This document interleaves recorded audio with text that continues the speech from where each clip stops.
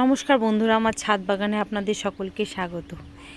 এই যে আমাদের জাম গাছে জামের মুকুল এসছে, অনেক মুকুল এসছে,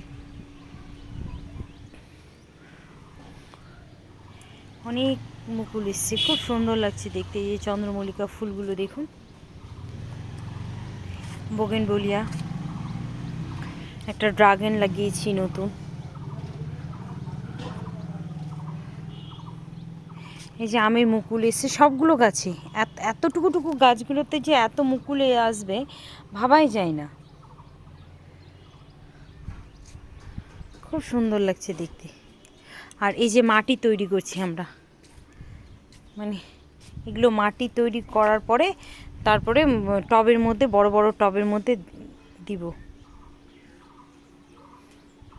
কেমন হয়েছে? আর এই গাছটার নাম কি কমেন্টে জানাবেন তো।